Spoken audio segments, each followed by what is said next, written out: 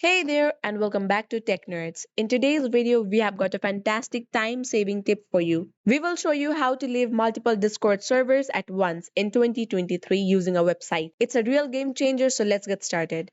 First, open your web browser and visit the website we will be using. You can find the link in the video description below. To use this website, you will need to authorize it to access your Discord account. Click on the authorize button and follow the prompts to log in into your account. Once you have authorized the website, you can go to your profile. There you can see a drop down option, click on it. Then click on server settings. Now scroll down to the end and there you see delete server. Enter your server name and click on delete server.